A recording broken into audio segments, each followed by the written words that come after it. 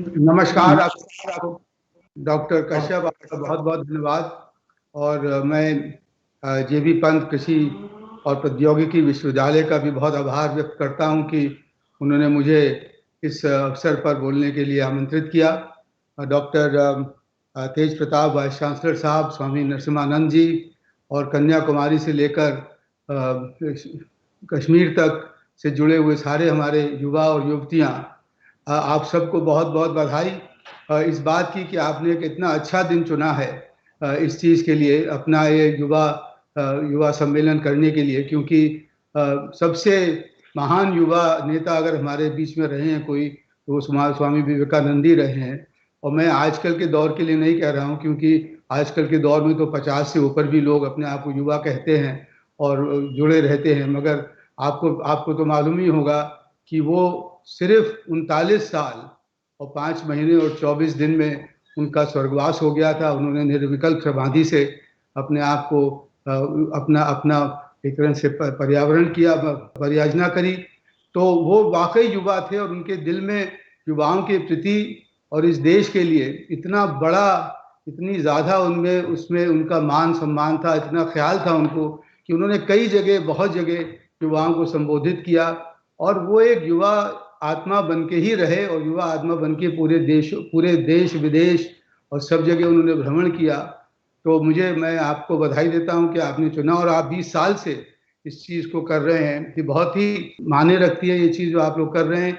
और मुझे पूरी उम्मीद है कि आप इस 3 दिनों में, 4 दिनों में स्वामी विवेकानंद का जो संदेश है उसके ऊपर और गहनता से जो है विचार करेंगे, क्योंकि उसी में आत्मनिर्भरता जुड़ी हुई है। अगर जो जैसे स्वामी विवेकानंद जी ने कहा कि अगर हम भारतीय होकर अपना आत्मसम्मान मान लें, अपनी मानसिकता को बदल लें, हम ये समझ लें कि हम जगत गुरु बनने के वाले देश से हैं, कि जो कि जिसका कि लक्ष्य है जगत गुरु बनना, और जिसका कि लक्ष्य है, जिसका कि उन्होंने तो कहा था कि भारत का जो रोल है वो है पूरे पूरे जगत का आध्यात्मिक गुरु बनना। और साइंस और टेक्नोलॉजी और विज्ञान और ज्ञान के द्वारा पूरे जगत में इस अपने भारत की ख्याति को पहुंचाना। तो मेरे ख्याल में हम लोग का पहला कदम आत्मनिर्भरता के लिए वही होगा कि हम अपने आप को भारतीय समझकर, अपने आप को भारतवासी समझकर ये समझना शुरू करें कि हमारा जो जीवन का अर्थ है वो तभी पूरा होगा जब हम इस अपने देश को पूरे जगत में सबसे ऊंचे पद पे पहुंचाएंगे और फिर से एक बार अपने देश की गरिमा को मानेंगे और खुद उसमें अपने अंदर उसको इंटीग्रेट करेंगे हम लोग अपने आप में। तो मेरा बहुत मन भी था कि मैं वहाँ खुद आऊँ, क्योंकि मैं जाता हूँ आप ही के आगे एक धानाचुली नामक छोटा सा गांव है, वहाँ मेरा एक छोटा सा घर है। तो जाते समय कई बार पंतनगर से भी जाता हूँ, तो मन तो था कि वहाँ पे मैं पहुँचूँ, मगर खेद है कि नहीं पहुँच पाया, क्योंकि पहुँचकर युवाओं के बीच में मिलने से और ज़्यादा अच्छा रहता। तो फिर कभी और मौका मिलेगा, अवसर मिलेगा तो मैं आऊँगा। मैं आज सबसे पहले तो मैं एक छोटा सा कोट पढ़ना चाहता हूँ स्वामी विवेकानंद जी का, जो कि माफ़ कीजिएगा अंग्रेजी में है, क्योंकि मुझे हिंदी में वो नहीं मिला, मगर उन्होंने युवाओं के लिए ही कहा था। And I quote, he says, "Show me through action what you can do, and then only shall I know your coming to me is turned to some good account. Get up and put your shoulders to the wheel. How long is this life for? As you have come into this world, leave some mark behind." इसको जरा गौर से सुनिए। As you have come into this world, leave some mark behind. Otherwise, where is the difference between you and the trees and stones? They too come into existence, decay, and die. If you like to be born and to die like them, you are at liberty to do so. But show me by your actions that your reading the Vedanta has been fruitful for the highest good. मैं आपके सामने इस coat को मैंने इसलिए पढ़ा, अपने युवा साथियों के लिए पढ़ रहा हूँ, क्योंकि ये जो भावना है कि हम आए हैं तो हम कुछ करके जाएंगे, और हम अपने देश के लिए और देश के लिए नहीं, हम लोगों के तो पुराना एक संस्कृति है, वसुधैव कुटुंबकम वाली जो बात है कि देश के लिए नहीं, पूरे जगत के लिए हम कुछ करके जाएंगे। इस भावना से अगर आप प्रेरित हो जाएं, जो स्वामी विवेकानंद का एक बहुत महान, एक बिल्कुल मुख्य उनका जो उद्देश्य रहा था, तो मेरे ख्याल में हम लोग आत्मनिर्भरता की ओर भारत को आसानी से ले जा पाएंगे। तो मैं ये बार बार दोहराना चाहता हूं कि सबसे बड़ी जो चीज़ इस समय हम लोग युवा जो कर सकते हैं वो ये है कि हम अपने आप को राष्ट्रीय उद्देश्य से, राष्ट्रीय लक्ष्य से और अपने राष्ट्र की महानता और गरिमा को बढ़ाने से अपने आप को जोड़ें। अपने जो निजी स्वार्थ हैं उनसे ऊपर उठें। खास तौर से एक ऐसा जीवन, ऐसा जिंदगी हम लोग बिताएं जिसमें कि हमारे मॉरल्स हों, हमारी जो है वो एथिकल स्टैंडर्ड्स हों। हम ये मान के चलें कि जो सत्य पे खड़ा होता है वही विजय होता है, और हमें ये क्षमता आए कि हम अपने जो हमारे मॉरल्स हैं, हमारे जो उद्देश्य हैं, उनसे हम डिगेंगे नहीं, चाहे हमें जितनी भी हमारे पर प्रेशर पड़े। मगर अगर स्वामी विवेकानंद की जिंदगी से हम कुछ सीखते हैं तो वो यही है कि हम लोग अपने रास्ते पर अडिग और सत्य के मार्ग पर अडिग और अच्छे आदर्शों के प्रति चलते रहेंगे। कॉम्प्रोमाइज करना युवाओं के लिए शोभा नहीं देता। हम जैसे उम्र में, हम जैसे जब बुजुर्ग हो जाएं, बूढ़े हो जाएं, तब शायद कॉम्प्रोमाइज कर लें, वो सब बातें अलग हैं। मगर आप लोगों को देश के हित के लिए काम करने में कोई भी कॉम्प्रोमाइज करने की आवश्यकता नहीं है। और अपनी जिंदगी जब आगे चल रहे हैं तो आप उसी तरह से स्वामी विवेकानंद जी से प्रेरित होकर बिताएं कि हर दिन ये उठकर ये पूछें कि हमने आज अपने देश के लिए क्या किया। तो मेरे ख्याल में आज का जो आपका जो प्रयोजन है स्वामी विवेकानंद जी की वर्षगांठ पर ये मनाना, वो पूरा हो जाएगा। मैं अब आपको आत्मनिर्भर भारत के बारे में कुछ बताना चाहता हूं, और वो ये है कि उसकी परिभाषा क्या है। और आत्मनिर्भर भारत की परिभाषा को समझना बहुत आवश्यक है। आत्मनिर्भर Bharat is not a concept of a protectionist isolated India. It is not a concept that Atmanirbhar is not equal to self-sufficiency. हम लोग सेल्फ रिलायंट हैं, मगर सेल्फ सफिशिएंट होने की कल्पना आत्मनिर्भरता में नहीं है। आत्मनिर्भरता ये है कि हम जो भी हमारी जरूरत होगी उससे ज्यादा हम अर्जित कर सकेंगे और एक सरप्लस जनरेट करके हम आगे बढ़ेंगे, जिससे कि हमारी जो युवा पीढ़ी है और जो हमारे जन समूह है उसकी जो आकांक्षाएं हैं हम उनको पूरा कर सकें। और ये आकांक्षाएं भारत की तभी पूरी होंगी जबकि हम अपने पूरे दुनिया के वैश्विक बाजार से, वैश्विक टेक्नोलॉजी फ्लो से, वैश्विक कैपिटल मुद्रा के फ्लो से हम जुड़े रहेंगे और उसका फायदा उठाते रहेंगे। अभी तक उसका उल्टा हुआ है। We have been at the receiving end of the global flows. We have received old technologies, we have received some FDIs, we have seen since the 18th century that the foreigners came and colonized us. We want to reverse that. आत्मनिर्भरता का मतलब ये मेरे जहन में ये है कि हम देश को अपने रिसोर्सेज के द्वारा इतना ऊपर उठा सकें कि हम जो है वो खुद के लिए ही नहीं बल्कि दूसरों के लिए भी हम जो है वो योगदान कर सकें। Again, I want to repeat, Atmanirbharta is not about self-sufficiency, is not about a closed Indian economy, is not about becoming, going back to the 1950s and 60s.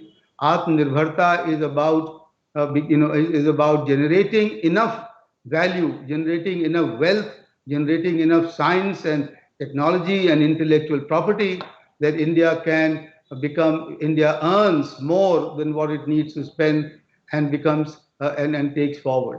इसको कहना इसलिए बहुत जरूरी है कि इसमें कई बार भ्रांति हो जाती है, और कई बार भ्रांति हो जाती है वो ये कि हम अपने आप को दुनिया से काट के अलग रख लेंगे और इसमें हमारी जो अर्थव्यवस्था है वो इतनी बड़ी है कि हमें और किसी की इसमें आवश्यकता नहीं है वगैरह वगैरह। ये भ्रांति है, और इसलिए मैं कहने में बिल्कुल भी नहीं सकता, और नीति आयोग में हम लोग इस पे काम कर रहे हैं कि हमारा आयात और निर्यात बढ़ेगा, उसका जो शेयर है हमारे जीडीपी में वो भी आगे बढ़ेगा, वो कम नहीं होगा, क्योंकि उसी के बिना पर, उसी के बेसिस पर हम लोग अपने आप को आगे बढ़ पाएंगे। जो हमारी जो आकांक्षाएं हैं, जो हमें रोजगार पैदा करना है, जो हमें अपनी निजी आय को, पर कैपिटा इनकम को बढ़ाना है, 2000 से लेकर $5000 तक, $7000 तक ले जाना है, तो वो आत्मनिर्भरता का दूसरा पहलू है कि हमें अपनी स्थिति में, अपनी सच्चाई में, अपनी ग्राउंड रियलिटीज के ऊपर खड़े होकर विज्ञान को, साइंस और टेक्नोलॉजी को बढ़ाना है। हम अभी तक जो है वो अपने ये इनोवेशन जो है, जिसके लिए हम लोगों ने नीति आयोग में अटल इनोवेशन मिशन बनाया और साइंस और टेक्नोलॉजी है, वो हम बाहर की देखा देखी करते हैं। बाहर के जर्नल में हमारे लेख छप जाएं, जो बाहर काम हो रहा है उसमें हमारा बात हो जाए। हमें वो छोड़कर आत्मनिर्भरता का मतलब है कि हमारे आज जो कि जीबी पंत यूनिवर्सिटी ने कितना किया है, और मैं उनका इस समय एक बल्कि शुक्रिया अदा करना चाहता हूं आपकी यूनिवर्सिटी का, कि आपने ही हमको पहुंचाया फूड सिक्योरिटी तक, आपने ही शुरुआत करी और आपने जो हरित क्रांति में योगदान किया उसी को आगे और बढ़ाना है। आज की स्थिति में हम लोग क्या और कर सकते हैं? आज की स्थिति में हमारी जो यथार्थ है, हमारी जो ग्राउंड रियलिटीज हैं, उसकी क्या आवश्यकता है? उसके लिए साइंस और टेक्नोलॉजी का काम करें। हमारी किसानों की आमदनी दूनी कैसे होगी, उस पर काम करें। हमारे मजदूरों को उनकी प्रोडक्टिविटी कैसे बढ़ेगी, उस पर काम करें। हमारा जो देश एक मतलब बिल्कुल कॉन्टिनेंटल देश है, उसकी डाइवर्सिटी है, उसमें कैसे उस डाइवर्सिटी के ऊपर काम करें। पानी की दिक्कत हो रही है, उसमें हम लोग साइंस एंड टेक्नोलॉजी करें। In short, our science and technology development has to be related and rooted to our ground reality. That is Atmanirbharta, and not to be swayed by, and not to be not to be reactive to what the foreigner, what they might be doing in the rest of the world. प्रधानमंत्री ने जिस तरह से कहा है कि हमें इस बात की कोशिश करना चाहिए कि लैब से और फील्ड तक का डिस्टेंस मिनिमाइज हो, और हमारी साइंस एंड टेक्नोलॉजी, क्योंकि वही आगे की दुनिया जो आ रही है वो और भी ज्यादा टेक्नोलॉजी से प्रभावित होगी। हमें इसमें हमारी क्या जरूरतें हैं उसको पूरा करने के लिए हमें काम अगर हम करेंगे तो वो आत्मनिर्भरता होगी। इसी तरह से हम जो आत्मनिर्भरता की बात करते हैं वो है कि हमारी मैन्युफैक्चरिंग सेक्टर, हमारी कृषि क्षेत्र, हमारा जो सर्विसेज सेक्टर है, उस सब में भी हम अपने आप की हमारी प्रोडक्टिविटी लेवल्स को, हमारी इनकम लेवल को कैसे बढ़ाएंगे, उससे हमारी आत्मनिर्भरता झलकेगी, आगे बढ़ेगी। आत्मनिर्भरता में हम लोग आज के दिन जो इस समय कोशिश कर रहे हैं नीति आयोग से, वो है कि मैन्युफैक्चरिंग सेक्टर में कम से कम ऐसे कुछ उद्योग बने जो कि वैश्विक स्पर्धा में आगे बढ़ सके, और इसीलिए इसको एक प्रोडक्शन लिंक्ड इंसेंटिव स्कीम के द्वारा बनाया गया है। 13 क्षेत्रों में 13 sectors the cabinet has approved for the first time in the history of this country a fiscal incentive for the entrepreneurs, for entrepreneurs to achieve global scale and to achieve global competitiveness, and some of this are already showing some very good results. And these sectors, as you know, are mobile manufacturing, critical drug intermediaries, the APIs, ingredients, manufacturing medical devices, advanced chemistry cell, lithium ion and so on, electronic technology, automobiles and auto components, telecom, textile, food products, and high efficiency solar modules. ये 13 sectors हैं जिनमें कि हम चाहते हैं कि हमारे देश में आत्मनिर्भरता के तहत एक ऐसे उद्योग बने, एक ऐसी इकाइयां बने जिनका कि विश्व के बाजार में एक मतलब उनकी मान्यता हो और वो अपने आप निर्यात अपने बढ़ा सकें। और इसके लिए पहली बार हुआ है कि हम लोगों ने 14 लाख करोड़ की राशि अगले 5 साल के लिए निर्धारित करी है कि उनको उनके परफॉर्मेंस के बेसिस पर उनको दी जाएगी। मैं इस समय क्योंकि आप लोगों के बीच में हूं, इसलिए मैं बात करना चाहता हूं फूड प्रोडक्ट्स की और स्टेट की और कृषि क्षेत्र की। हम लोगों ने आत्मनिर्भरता कृषि क्षेत्र में हम लोगों ने अपने आप हासिल करी। मैं जब बड़ा हो रहा था 1965, 66, 67 में जब स्कूल में पढ़ता था, तो उन दिनों में कहा जाता था कि India is living from ship to mouth. आते थे PL-480 के जहाज, उनसे हम लोगों को मिलता था खाने पीने को, तब उस पर हम निर्भर थे। वो दिन बहुत बीत गए, वो बहुत दिन दूर हो गए, और उसमें हमारे जो कृषि विश्वविद्यालय उनका बड़ा भारी योगदान रहा, जिसमें जीबी पंत का तो मैंने जैसे पहले भी कहा बहुत बड़ा योगदान रहा। तो हमें फूड सिक्योरिटी हासिल हो गई, उसमें हम आत्मनिर्भर हो गए। मगर अब आप यहाँ तक पहुँच गए हैं कि आज हमारे देश में मेरे ख्याल में 80 मिलियन टन के जो है वो स्टॉक्स हो गए हैं, 8 करोड़ स्टॉक्स हो गए हैं, जिनको कि ना हम ठीक से निर्यात कर पाते हैं, ना जिनकी खपत हमारे यहाँ हो पा रही है। आज हमारे जो सबके बावजूद ये कहने में मुझे आप लोगों को तो पता ही होगा कि कृषि क्षेत्र में आज भी हमारी जो यील्ड्स हैं बहुत सारे क्रॉप्स में, वो विश्व के स्तर पे नहीं है। आज हमारे कृषि क्षेत्र में हमारा किसान जो है वो कर्जा लेता है, वो इनपुट्स लगाता है, मगर उसकी जो आमदनी है वो उतनी नहीं हो पाती जितनी की उसकी लागत हो जाती है आम किसान की, क्योंकि हमारे देश में 80% किसान जो छोटा और मध्यम किसान है, उसका जो हमारा हेक्टेयर, हमारी जो होल्डिंग है वो शायद मेरे ख्याल में 1.4 हेक्टेयर, 86% जो है वो उसमें है। तो उनको पर्याप्त नहीं हो पाता है, और साथ में 92% पानी हमारा कृषि क्षेत्र में इस्तेमाल हो जाता है और उसका उपयोग ठीक से नहीं हो रहा है। आज कृषि क्षेत्र में मैं देख रहा हूं कि ये बिल्कुल भी, मुझे आप लोग सब मुझसे सहमत होंगे कि पंजाब में धान उगाना और महाराष्ट्र में गन्ना उगाना, मेरे ख्याल में इसमें कोई भी मतलब मुझे नहीं लगता कि कोई रैशनल है। इस सब को हमें इन पे फिर से दोबारा से ध्यान देना है। आत्मनिर्भरता का एक पहलू ये होगा, बहुत महत्वपूर्ण पहलू ये होगा कि हम कृषि क्षेत्र को ऐसा बनाएं जो कि पूरे विश्व में वो स्पर्धा के युक्त हो, जिसमें कि उसका किसान के बच्चे उसी क्षेत्र में रहें, उसको छोड़ के भागने की कोशिश ना करें।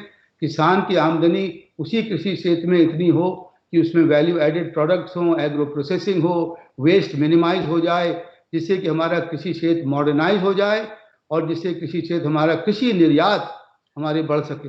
मुझे पूरा यकीन है हमारा देश का कृषि क्षेत्र एक बहुत पावरफुल एक्सपोर्ट हाउस बन सकता है, क्योंकि हमारी इतनी अच्छी हमारी देन है कुदरत की, इतनी अच्छी हमारी जो पूरा जो हम देखें टेम्परेट, ट्रॉपिकल, कोस्ट, सब कुछ हमारे पास है।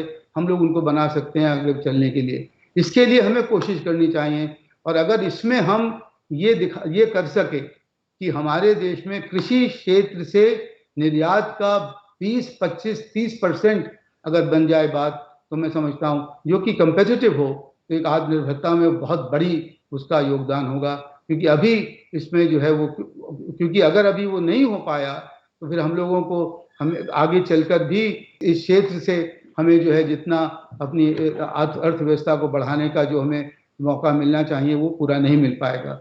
इसके लिए, और मैंने शायद आपको लिखा भी होगा, वाइस चांसलर साहब को चिट्ठी भी लिखी होगी, नीति आयोग से कम हम लोग बहुत कोशिश कर रहे हैं प्राकृतिक कृषि की ओर अग्रसर होने के लिए, एग्रो इकोलॉजी की ओर अग्रसर होने के लिए। मैंने जो अभी देखा है पिछले 2.5 साल से, तो मैं बात कर रहा हूँ कि जो काम कई जगह पे हो रहा है, सुभाष पालेकर जी ने भी जो शुरू किया, और उसमें जो एग्रो इकोलॉजी की जो बात हुई है, जिसमें कि हम केमिकल फ्री एग्रीकल्चर अगर हम की तरफ बढ़ें, जिससे कि हमारी जो कृषि क्षेत्र है उसमें उसकी प्रोडक्टिविटी भी ना गिरे, उसकी यील्ड्स भी ना गिरे, मगर उसका वाटर कंजम्पशन कम हो जाए, उसके केमिकल इनपुट्स की लागत कम हो जाए, और उसमें जो है वो एक जो कि अभी कृषि मंत्रालय ने इसको भारतीय प्राकृतिक कृषि पद्धति के रूप से आगे बढ़ाया है, जिसको कि प्रधानमंत्री ने 3 बार अपने भाषणों में, पब्लिक स्पीचेज में कहा है, जिसको कि पिछले बजट में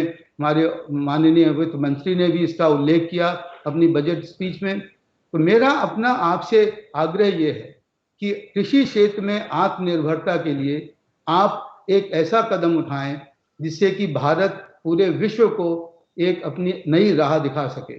और मुझे लगता है कि ये जो प्राकृतिक कृषि खेती है, और जिसमें कि हम लोग गो आधारित कृषि कहते हैं, जिसमें कि जीवामृत और घन जीवामृत और नीमस्त्र और ब्रह्म, इन सब का प्रयोग होता है, जो कि मैं देख रहा हूँ, मैं जाता हूँ देखने, उन सब से अगर उस तरफ हम बढ़ें, और अभी एक ऑस्ट्रेलियन साइंटिस्ट हैं विक्टर याने करके, और एक फ्रेंच साइंटिस्ट हैं, वो लोग इस बात को कह रहे हैं और दिखा रहे हैं कि उस खेती से हम ना सिर्फ किसान की आमदनी को बढ़ा पाएंगे, उस खेती से ना हम सिर्फ पूरा एक जो स्वास्थ्य पर अपना जो बहुत अच्छा असर है वो दे पाएंगे, और जो हम लोग कंज्यूम करते हैं उसकी क्वालिटी हम लोग बेहतर कर पाएंगे, क्योंकि वो केमिकल फ्री होगी।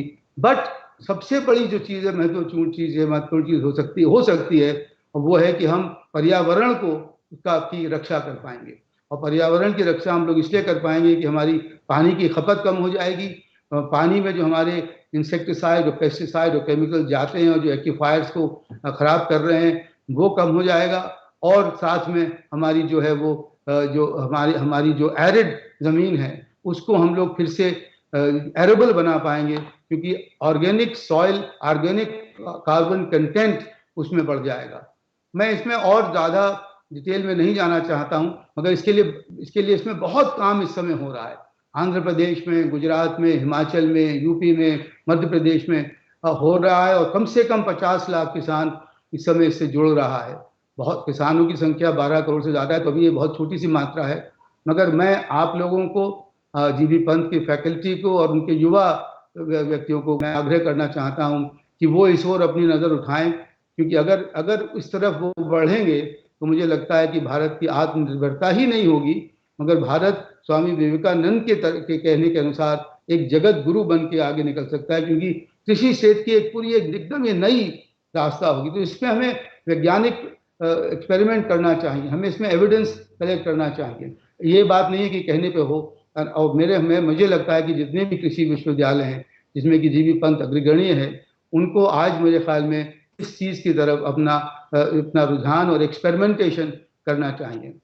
आखिर में अपने युवा साथियों से कहना चाहता हूं कि आत्मनिर्भरता का एक बहुत बड़ा जो पहलू है वो है कि विकास को जन आंदोलन बनाना, क्योंकि हमारा विकास अभी तक जो है वो अभी तक ऐसे कुछ जुड़ा हुआ है, ऐसे कुछ बट गया है, हमारे इकोनॉमी में एक डुअलिज्म आ गया है। There are some of us who benefit from development and there are others who don't benefit from the development. और अभी तक आम व्यक्ति ये नहीं, उसकी मान्यता ये नहीं है कि जो हमारे देश में जो विकास हो रहा है, जो डेवलपमेंट हो रहा है, वो उसके फायदे के लिए है।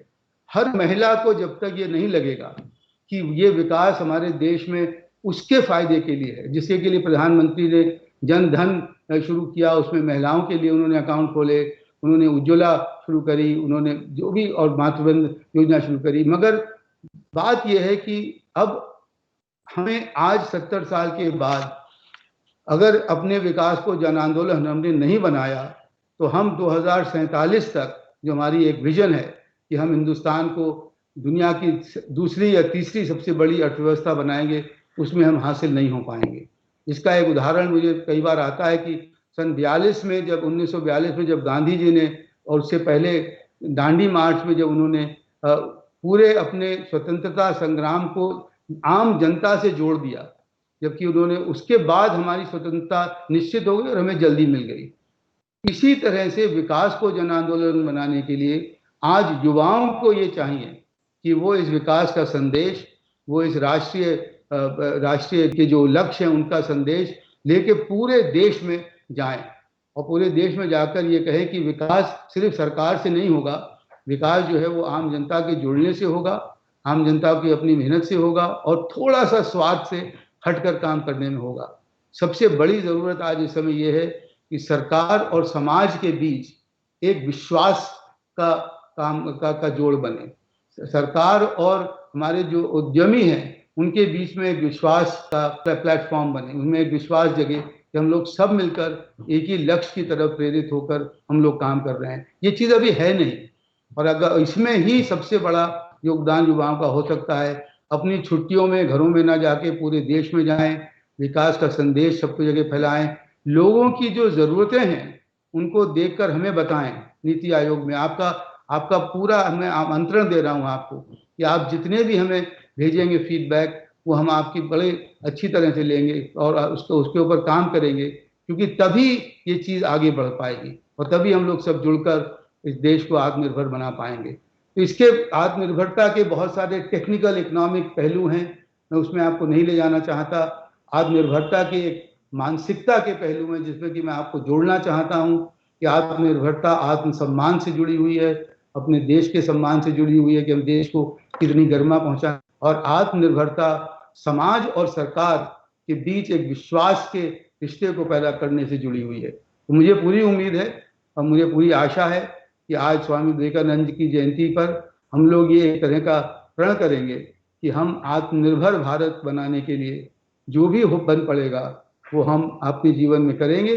और जैसा मैं दोहरा रहा हूँ, थोड़ा सा अपने स्वार्थ से बढ़कर हटकर अपने देश के प्रति, अपने देश के लक्ष्य के प्रति जुड़कर अगर हम काम करेंगे और रोजाना ये प्रश्न पूछेंगे अपने आप से कि आज हमने क्या किया, तो मेरे ख्याल में आत्मनिर्भर भारत एक सच्चाई बन पाएगा। ये चीज पूरे ईस्ट एशिया में देखने को मिलती है। जापान, कोरिया, चाइना, ताइवान, आप कहीं पर भी जाएं, उसमें ये चीज फूट फूट के उनके यहाँ भरी हुई है।